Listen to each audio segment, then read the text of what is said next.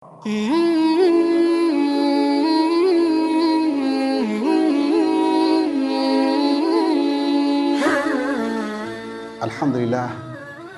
wassalatu wassalamu ala sayyidil mursalin wa imamil muttaqin mab'uthun rahmatan lil alamin wa ala alihi wa sahbihi ajma'in. Amma ba'd, a'udhu bi kalimati llahi tamma min kulli shaytanin wahama wa min kulli aynin lamma wa a'udhu bi kalimati llahi tammat allati la yujawizuhunna barru wala fajir min sharri ma khalaq wa bara'a wa dhara'a wa min sharri ma yanzilu min as-sama' wa min sharri ma ya'ruju fiha wa min sharri kulli tariq illa tariqan bi khairin ya rahman. Lillahi alhamdu wal minna. Tupo katika ukingo mwa sura hii tukufu ya Ad-Duha, sura ambayo kwa utaratibu wa suwar ni nambari 93. Katika wiki iliyopita tulikoma katika aya wa wajadaka ailan fa aghna, baada ya kuanza alam yajidika yatiman fa awa wa wajadaka dhallan fahada wa wajadaka ailan fa aghna. Aya hizi kwa mukhtasar tukasema ni Mwenyezi Mungu Subhanahu wa Ta'ala anamkumbusha mtume wake Muhammad salawatullahi wasalamu alayhi katika dark history aliyoipitia, ambapo miongoni mwa marahil ilikuwa ni ngumu ni kuwa yeye alikuwa ni katika mayatima, lakini Allah Subhanahu wa Ta'ala akamnyanyua na kumuondosha katika hali ya uyatima na akampa sallallahu alayhi wasallam status ya kuwa ni mwenye makao, ni mwenye mali, kama tulivyofasiri kwamba Mtume Muhammad alayhi salatu wasalam alianza kuwa maisha yake ni yatima. Amezaliwa, babake tayari yeye alikuwa tumboni, babake amefariki. Alipozaliwa akapitia kipindi cha kunyonyeshwa na mamake Bi Amina kwa kipindi fulani, miaka miwili, akafariki mamake sallallahu alaihi wasallam, akawa ni yatima.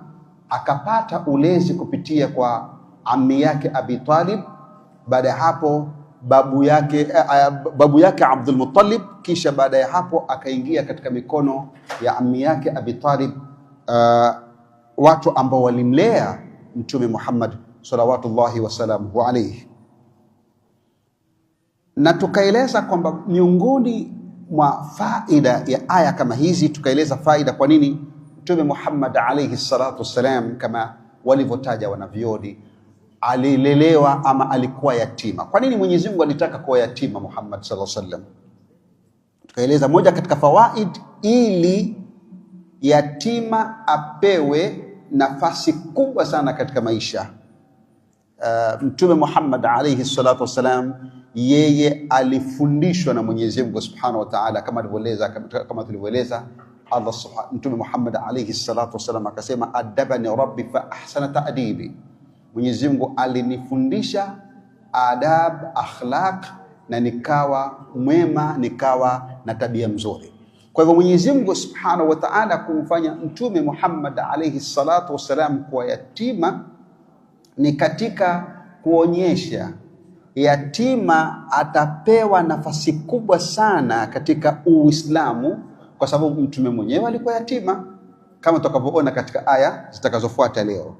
Pili, tukasema vile vile Mtume Muhammad alayhi salatu wasalam kuwa yatima ni kuonyeshwa ile sovereignty ya Mwenyezi Mungu Subhanahu wa Ta'ala, kwa yeye ametamalaki kumsimamia mtume wake. Yani yatima ni mtu ambaye hana sauti, ni mtu ambaye yani hana usemi, lakini Mwenyezi Mungu Subhanahu wa Ta'ala anamkumbusha mtume wake kwamba mtume wangu, kumbuka watu wakikuchukulia wewe ni yatima kadha wa kadha wa kadha, lakini yeye Allah akaingilia kati na kupeana mapenzi kwa Abdul Muttalib, akapeana mapenzi kwa nani? kwa ammi yake Abi Talib, wakamlea sallallahu alaihi wasallam, akakuzwa katika nyumba kama hii.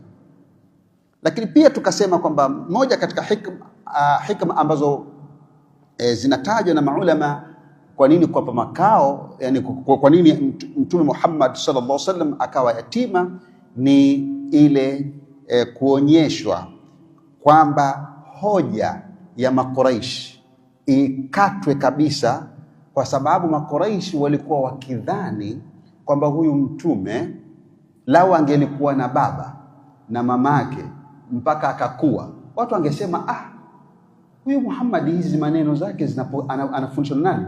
Na wazazi wake. Haya maneno haya anafundishwa nani? Na babake.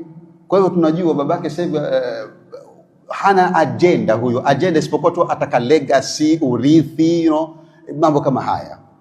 Sasa Mwenyezi Mungu alihami da'wa kwa kupitia Mtume Muhammad sallallahu kwa yatima.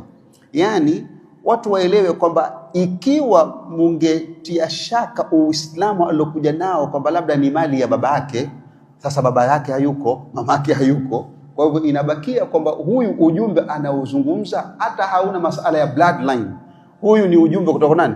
Kwa Allah subhanahu wa ta'ala. Kwa hivyo ikawa kwa yatima Mtume sallallahu alaihi wasallam ni kuhami da'wa ya Uislamu, na pia kutangaza Uislamu, watu wauelewe kwamba hakika Uislamu watoka nani? Kwa Allah subhanahu wa ta'ala. Hizi ni katika fawaid ambazo tulizitaja katika ayati kama hizi. Wa wajadaka dhalan fada, tukaeleza Mtume Muhammad sallallahu alaihi wasallam uchu wake ni kuongoza watu, lakini uongozi watoka nani? Uongozi watoka kwa Allah subhanahu wa ta'ala, hautoki kwa mtu yoyote, na huchagua uongozi na mamlaka hupewa anayetaka. Hii kwa lugha ya leo huitwa institutional order, yani mfumo wowote una nidhamu, lazima ujulikane watoka wapi, ile source ya mfumo ndio nani. Sasa hii Mwenyezi Mungu anasema wa wajadaka dhalan fahada, kumaanisha kwamba yeye Mwenyezi Mungu ndiye ana on miftah ya huda. Mtume wa sallam alikuwa hajui maskini alkitabu wala aliman, utaongoza vipi watu? Sasa Allah subhanahu wa ta'ala akampa sallallahu alaihi wasallam uongofu ambao ni neema kubwa. Jingine vile vile ni kuonyeshwa kuwa umma wa Kiislamu ama wanadamu hawapelekwi wanavyotaka wao. Yani ujumbe wa Uislamu ama Uislamu haukuja kwa ridhaa za watu, tutaka Uislamu uwe hivi. Ni Mwenyezi Mungu peke yake ndiye aliuteremsha Uislamu na anaupeleka Uislamu, alimpa elimu kwa mtu anayemtaka yeye Allah subhanahu wa ta'ala, dhalika fadlullahi yutihi man yasha. Ama katika aya ambazo zinafuata Mwenyezi Mungu anasema fa amma al-yatima fala taqhar wa amma as-sa'ila fala tanhar. Inshallah tutatosheka na aya hizi mbili. Wiki itakayofuata tuta tafsiri wa amma bi ni'mati rabbika fahadith, kwa sababu ina maneno ambayo ningependa yawe specially kwa sababu masuala ya neema hapa.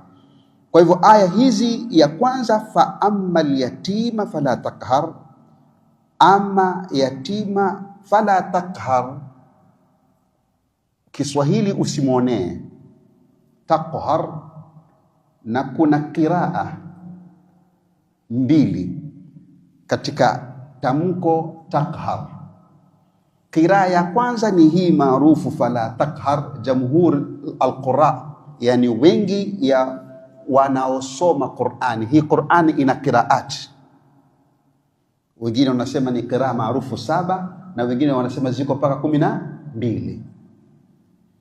Qiraa hizi za Qur'ani zina athari hata katika masala ya kifiqhi, tutakuja kuyaeleza inshallah taala. Kwa hivyo Mujahid, mmoja katika kibari tabi'in, asema fa amma al-yatima isomwe fala takhar bikaf siqaf. Kwa hivyo fa amma al-yatima, ama yatima fala takhar, hakusema fala taqhar. Hiki kiraa hii ni kiraa cha Mujahid, lakini kiraa cha al-Ashhab yeye akisema fa amma al-yatima fala takhar. Kwa hivyo al-Imam yani Mujahid yeye akisema fa amma al-yatima fala takhar, kama misahafu ambayo tunayo ni takhar, ta qaf na ha na ra, taqhar. Lakini Ashahbu asema fala takhar. Tamko la qahr ni dhulm. Adh-dhulmu, kuonea mtu, kuoppress mtu, kumdhulumu. Hii kama alifasiri al-Imam al-Mawardi. Lakini al-Imam al-Mawardi akataja kauli 5 kuhusu tamko la qahr. Al-qahr kwanza wanasema imma ni dhulma, yani kumdhulumu mtu. Pili, al-qahr yani inamaanisha yani dhilla, kumdhalilisha mtu. Pia ni nini? Ni al-qahr. Na al-qahr pia ni mtu kumzuia haki yake. Pia inaitwa nini? Al-qahr. Yani man'uhu, kumzuia asipate, kama ile aya fadhalika alladhi yad'u al-yatim wala yahuddu ala ta'ami al-miskin. Yad'u manake anamsukuma yatima. Fa amma al-yatima fala taqhar, ama yatima usimuonee, usimdhulumu, usimnyime haki yake. Zote hizi ni tafsiri ambazo zinakubalika katika mufassiruna. Na hapa Mwenyezi Mungu Subhanahu wa Ta'ala akataka center ya capturing ya watu iwe ni kwa yatima. Ndio maana hii aya kama ingekuwa ni lugha ya kidasturi, lugha ya kikawaida, ingelisemwa fala takhar al-yatim, usimkemee au usimuonee yatima. Lakini Qur'ani ikaanza fa amma al-yatima, akatangulizwa nani? Yatima. Hii inaambiwa takdimi al-maf'ul ala madha? Ala al-fa'il. Ina faida kubwa sana katika lugha ya Kiarabu. Faida yake ni kwamba Mwenyezi Mungu anataka attention hapa ichukuliwe kwa yatima, akatangulizwa yatima. Kama attention hii tunaipata katika, nitapiga mfano wa aya 2 kuhusu kutangulizwa yule maf'ul mbele ya nani? Ya fa'il. Mwenyezi Mungu Subhanahu wa Ta'ala anasema innama yakhsha Allah min ibadihi al-ulama. Innama yakhsha Allah, asili yake innama yakhsha, yani innama yakhsha madha? Al-ulamau yakhsha Allah, yani wanavyoni ndio fa'il, wanatakana wao ndio wamuogope nani? Mwenyezi Mungu Subhanahu wa Ta'ala. Kwa hivyo Mwenyezi Mungu ni maf'ul, lakini katika aya hii maf'ul akaja kwanza innama yakhsha Allah, kwa sababu sifa pekee inayotakikana kwa wanavyoni iwe ni sifa ya wazi kwao ni ya kumwogopa nani? Mwenyezi Mungu Subhanahu wa Ta'ala. Ndio ikatangulizwa innama yakhsha Allah min ibadihi al-ulama. Kwa hivyo Mwenyezi Mungu hapa anataka attention kubwa iwe ni kwamba wanavyoni, moja katika instrument wapimwe katika elimu yao, si instrument ya tunasema ile prestige, bali waangalie kwamba elimu ni amana, it's a trust. Na trust inakupelekea kwamba mcha Mungu ni yule mwenye yani mwenye kumwogopa Mungu. Nani? Ni wanachuoni. Ndio Ibn Abbas radhiyallahu anhu akasema kullu man yakhsha Allah fa huwa alim, kila mwenye kumwogopa Mwenyezi Mungu nani? Ni mwanachuoni. Kwa maana haya, elimu si makaratasi, elimu si kupata mashahada na mengineyo, elimu ni trust. Je, haya makaratasi yanakwenda sambamba na amana ulio nayo? Ndio maana wanavyoni wanasema, al-Imamu Nawawi yakiwemo hapo, asema afadhali mtu haruhusiwi aandike makala au kitabu mpaka afike umri wa miaka 30 katika elimu.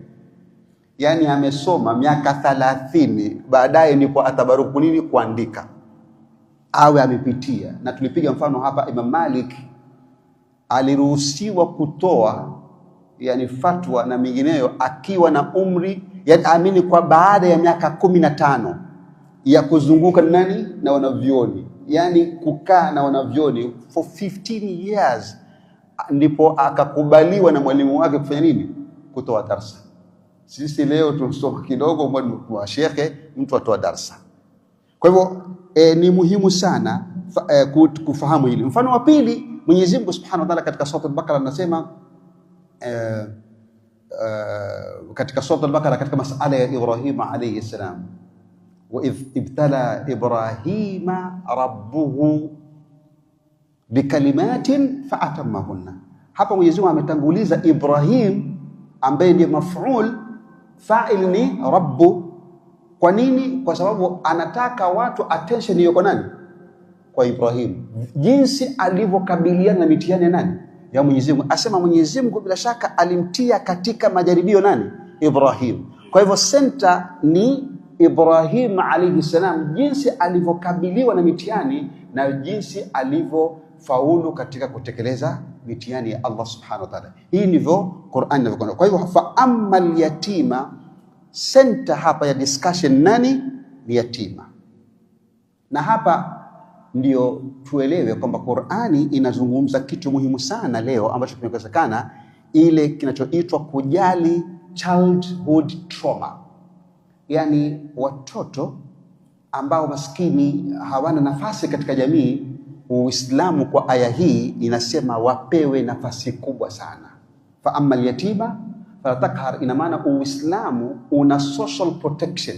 Moja katika mikakati ya Uislamu ni kuhifadhi wale ambao hawabahatiki katika jamii. Miongoni mwa mtu anayetajwa katika Qur'an nani?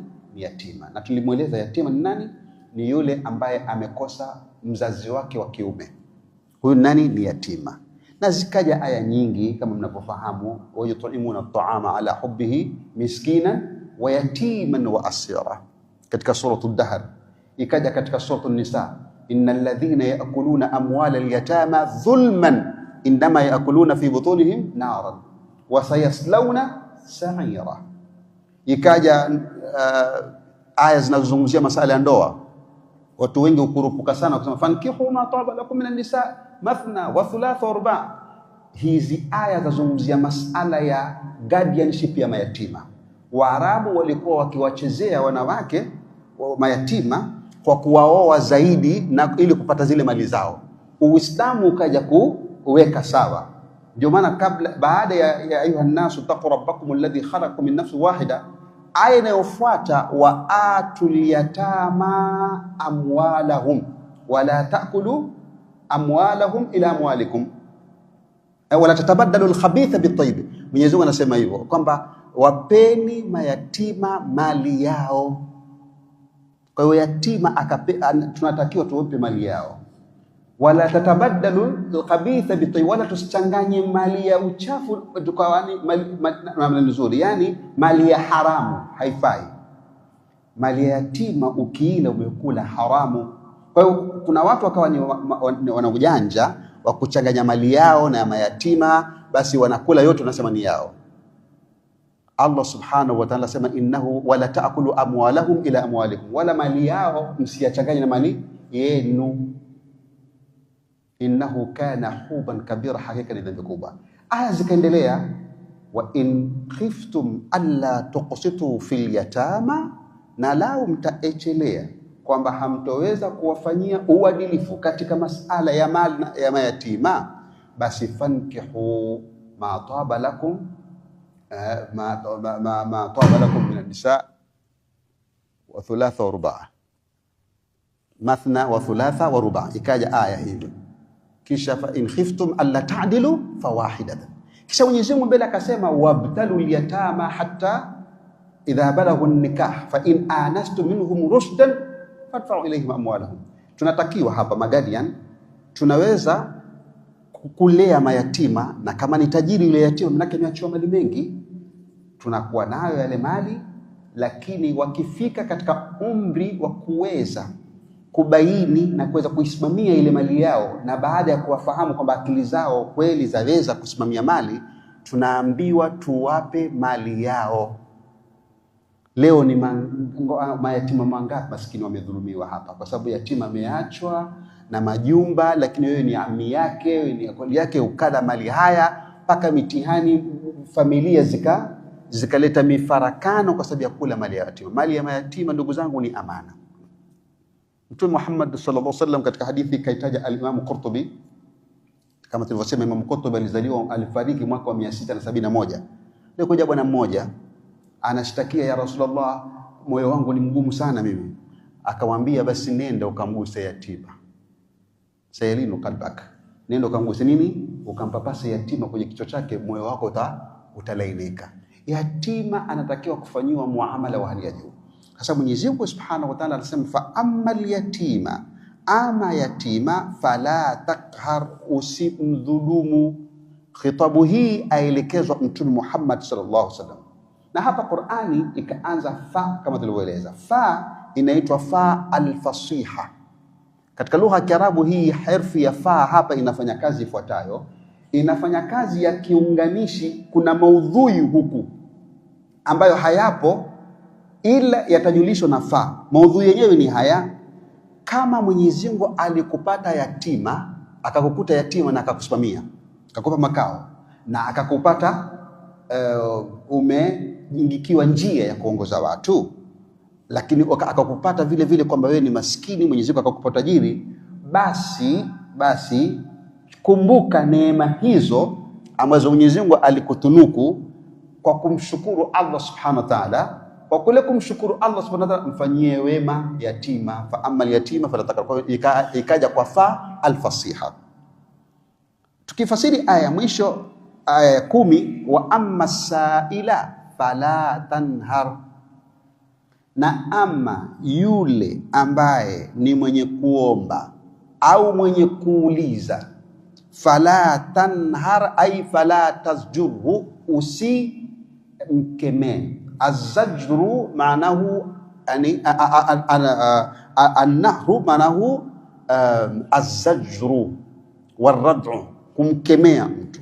Vile vile aya hii ikaanza as-saila. Ikaanza nini? As-saila, kwa sababu maudhui hapa ni huyu as-sail, muulizaji au muombaji. Na tafsiri hii mbili. As-sail hapa anakusudiwa nani? Ima muulizaji maswali katika dini, na Ibn Ashur amemili katika upande huu kwamba as-saila hapa ni bora ifasiriwe kwamba ni muulizaji njia, yani muulizaji maswali. Kwa sababu gani wanasema huku aya zinasema wawajadaka dhallan fahada? Kwa kuwa Mwenyezi Mungu alikuongoza baada ya kwamba hujui njia ya kuwaongoza hawa watu, basi hivyo hivyo kwa kuwa Mungu alikupa elimu, usiwe sasa mtume wangu atakayekuuliza maswali ya dini ukamkemea. Yani toa elimu. Jamii inasimama kwa kuwa na elimu. Hii ni tafsiri ya kwanza. Kwa hivyo wa amma saila fala tanhar, ama mwenye kuuliza maswali ambayo ni madam ni constructive questions, maswali ya kujenga, si maswali ya kutaka kutiana katika mitihani. Kama tulivyopiga mfano siku moja hapa, moja ulizwa, shekhe, mimi nikifanya haja nguo zangu niziweke wapi? Kwanza akasema nguo zangu niziweke. Kwanza akasema je, nielekee kibla ama nielekee wapi? Akaambiwa basi elekea kwenye nguo zako. Yani maswali ya kisarakasi. Na watu wengi nimegundua siku hizi hupenda sana mawaidha ya sarakasi. Yani shekhe akizungumza sana, shekhe mkubwa yule si nini. Yani mambo yani watu kutoa na timing tu, yani kusaulisha watu agenda za kimsingi. Yani uzungumze tu stories za elfu lela ulela nini sijui, pate mtu shekhe azungumza kuhusu matiti ya mwanamke. Yani amealikwa muhadhara mkubwa azungumzia, unajua siri za dini shekhe. Yani umma wa Kiislamu kuna masail mengi msingi watu hawayaelewi. Kwa hiyo masala ya kuuliza ni masala muhimu sana katika Uislamu wetu, na hatuwezi kusonga mbele ndugu zangu ila kwa kuulizana kwa njia ya kupata elimu. Wa amma saila fala tanhar, ama yule mwenye kuuliza usimkemee. Hiyo ni tafsiri ya kwanza. Tafsiri ya pili, wa amma saila, hapa ya kusudiwa muombaji, ay almuhtaj, alfaqir, miskin, yule ambaye anaomba ili apate anga tonge aweze kukidhi yani tumbo lake. Hivyo ndivyo Uislamu. Uislamu legitimacy yake ama utawala wowote, ili una legitimacy, lazima yule mwenye ambaye hajabahatika katika jamii anapewa nafasi. Hii nimesema inaitwa social protection. Anapata nini? Nafasi. Kwa hivyo Uislamu haukutaka kumtweza yule anayeomba. Na hapa Qur'ani, ndugu zangu, tuifahamu vizuri, wa amma saila fala tanhar, haijazungumza masala ya kutoa hapa. Tumeambiwa kuamiliana naye kimaneno. Sikizeni kwa vizuri hapa. Mwenyezi Mungu anataka kuamiliana kwetu kimaneno na mtu anayeomba, kwa sababu wakati mwingine ni mitihani. Atakuja kukuomba unacho, lakini labda hakikutoshi wewe. Sasa badala ya kumweleza kwa hikima, wewe anza kumtukana. Wewe hujaona watu niomba mimi tu sote. Unaanza yani unatumia lugha ambayo ni Mwenyezi Mungu anasema fala tanhar, usifanye nini? Usimkemee. Kwa hiyo Mwenyezi Mungu hapa hachungi tu kwamba apewe, bali hata lao utamnyima. Na hapa kuna funzo jingine pia, kwamba si lazima wewe umpe kila anayekuomba eti kwa kujitafuta umaarufu, kwamba sahaba mmoja alikuja kwa Mtume Muhammad sallam, yeye mwenyewe maskini akapewa kitu, asema ngoja akatoa sadaka. Kamba la ibda biman ta'ul, kaanze na wale ambao wewe ndio una responsibility kwao. Kwa hivyo hapa Uislamu unatupa mizani. Peana kwa kadri ya ulicho nacho, liyunfiq dhu sa'atin min sa'ati, kama ilivyokuja wala tabsutu hakulla albasti, wala usikunjue mkono wako kila mahala, kwa sababu kuna watu wako ambao wewe utapata dhambi kama hutowasimamia. Sasa kama huna, sema sina, wala usifiche maneno kwamba nikimwambia mimi sina wewe ataniona mimi nimejibwaga sana sio nini, wacha nikakope. Kwa hiyo wakopa ili kuridhisha mtu na ni deni hilo. Kwa hivyo unajitia katika mitihani zaidi, manake wajisokota zaidi katika. Na hii hali, ndugu zangu, tuaishi katika hali ngumu. Wakati mwingine mtu anakufuata, yani wewe mwenyewe huna, lakini vile anavyokufuata itabidi uingie hasara pia, kwa sababu ile hali labda ni ngumu sana. Naweza kuambia shekhe, tokea asubuhi sijapata chakula chote. Ukiangalia umbakisha shilingi labda 50 au 500, nayo mwenyewe pengine unapanga watoto wako, inabidi hiyo 500 uchukue 200 umpe. Hali ni ngumu, ndugu zangu, kwa sababu tuishi katika hali ambayo huu maskini umefanya kujengwa kimakusudi. Huku utaona kuna super rich na huku kuna watu ambao ni maskini wanaishi katika abject poverty. Leo ukiangalia Elon Musk, ule utajiri wake, BBC inasema ukikusanywa ni sawasawa na bajeti za Tanzania, Kenya na Uganda kwa miaka 14 years. Huo utajiri umilikiwa na nani? Na Elon Musk na watu maskini. Kwa hiyo Uislamu wa amma saila fala tanhar hautaki watu omba, bali unataka mwenye kuomba apewe nafasi yake, na si lazima umpe kama hauna. Kama unacho umpe, na kama hauna amekuomba, basi Qur'ani inasema fala tanhar, usimkemee na ukaanza kumwambia maneno ya kutisha mpaka akawa anaingia baridi. Kuna watu atatukanwa mpaka ataki tena. Na wewe ukiomba ukinyimwa, kubali. Usianze kulani wewe nyimwa jifanya sana na pesa mwajeuri. Tambua kwamba huyu mwenzako amekuambia wazi kwamba shekhe, mimi sina. Tambua hivyo. Usianze kuleta mitihani. Ni hali ambayo ipo. Ikiwa unataka kweli ni hali hii iondoke, basi fanya kazi ya Uislamu, usimame Uislamu lillahi alhamdu, uweze kusimamia, uwe na surplus budget ambao mpaka watu chakula kitawatosha, mpaka wanyama. Kama nilivyopiga mfano siku moja katika khilafa ya Umar bin Abdul Aziz, yani chakula kikawa mpaka yani pesa zinatosha na zimekosa watu, mpaka ikaamuliwa zichukuliwe ngano zipelekwe kwenye majabali, yani wanyama wale. Watu wanaona ni miujiza hii. Hii si miujiza, hali mambo yalitokea. Ni kwa sababu kwanza Uislamu ulitekelezwa, na Uislamu ukitekelezwa baraka hufunguliwa, na lillahi alhamdu kulikuwa na ucha Mungu, mpaka waombaji walikuwa ni wachache. Kwa hivyo wa amma saila fala tanhar, Ama mwenye kuuliza ima kwa masala ya dini kama tulivyoeleza, usimkemee mwenye kuuliza, mwache aulize taban swali lake, na wewe kama hujui lile jibu sema sijui. Na haya ndio maradhi sana ya mashehe. Mtu anaweza kuulizwa swali halijui, lakini ataliba maji hivyo hivyo. Hufai kujibu swali kama hulijui. Si aibu kusema sijui, bali wenyewe wanasema kusema sijui ni nisfu ilmu. Kusema sijui tayari ni nusu ya nini? Ya elimu. Amma saila fala tanhar, ama tukifasiri kwamba asaila hapa ni muombaji, yani mwenye kutaka haja, basi tunaambiwa tuamiliane naye kwa amali nzuri, nayo ni kwamba tusimkemee. Aya hizi nikimalizia utakuta Mwenyezi Mungu Subhanahu wa Ta'ala ametumia uslubu wa karibu.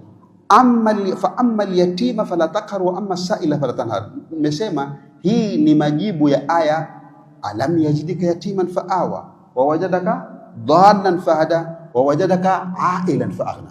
Akumbushwa Mtume Muhammad sallallahu alaihi wasallam hapa ashukuru neema alizoneemeshwa na Mwenyezi Mungu. Kushukuru huku si kushukuru kimaneno, ashukuru kivitendo. Kama vile vile Mwenyezi Mungu alivyomlea akiwa yatima, basi naye anaambiwa amfanyie yatima wema kama njia ya kurejesha nini? Shukrani kwa Allah Subhanahu wa Ta'ala. Ni kama Mwenyezi Mungu alivyosema wa ahsin kama ahsana Allahu ilaik. Fanya hisani kama ulivyofanywa nini? Ihsani. Hili ndilo funzo tunalipata sana hapa, na katika balagha hapa kuna kitu kinaitwa al-muqabala. Al-muqabala ni kuletwa maneno kisha yakaletwa yanayokabiliana nayo. Alam yajidika yatiman fa'awa, ikaja fa amma al-yatima fala taqhar, wa wajadaka dhallan fahada, ikaja wa amma sa'ila fala tanhar. Tuombe Mwenyezi Mungu atujalie min alladhina yastami'una al-qawla fayattabi'una ahsana. Aqulu qawli hadha astaghfirullah li wa lakum.